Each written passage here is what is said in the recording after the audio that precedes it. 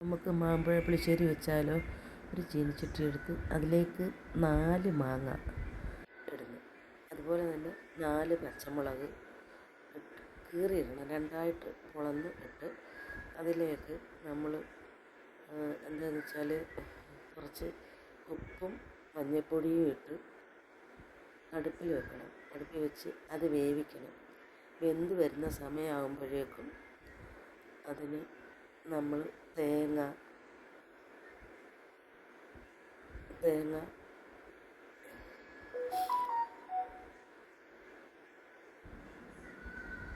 വെളുത്തുള്ളി, കുറച്ച് ജീരകം, ചുമന്നുള്ളി, കുറച്ച് മുളക് പൊടി, കുറച്ച് മഞ്ഞൾപ്പൊടി ഇവ ചേർത്ത് അരച്ചുകൊണ്ട് വരണം. അപ്പോഴേക്കും മാങ്ങ വെന്ത് പാകമായി കഴിഞ്ഞ് വെള്ളം വറ്റി കുറുകി തുടങ്ങി. ഇതിലേക്ക് നമ്മൾ അരപ്പൊഴിക്കണം. നമ്മൾ അരച്ച് വെച്ചിരിക്കുന്ന അരപ്പൊഴിച്ച് ഇളക്കി തിളപ്പിക്കണം.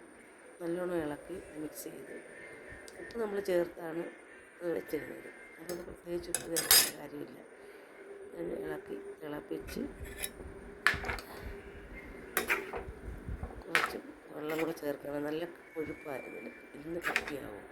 തിളക്കുമ്പോഴേക്കും ഇരുന്ന് കട്ടിയാവും. അതുകൊണ്ട് കുറച്ച് വെള്ളം കൂടെ ചേർത്ത് തിളപ്പിക്കുക. തിളപ്പിച്ചതിന് ശേഷം നമ്മൾ ഒരു തവ എടുത്ത് അതിലേക്ക് കുറച്ച് എണ്ണ, അതായത് 1 സ്പൂണ് എണ്ണ എടുത്ത്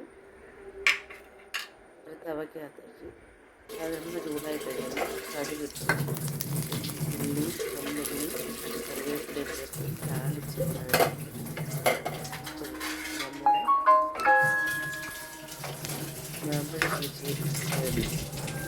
ഓക്കെ, ഈ വീഡിയോ ഇഷ്ടമായാൽ ഷെയർ ചെയ്യാനും ലൈക്ക് ചെയ്യാനും മറക്കല്ലേ കൂട്ടുകാരെ.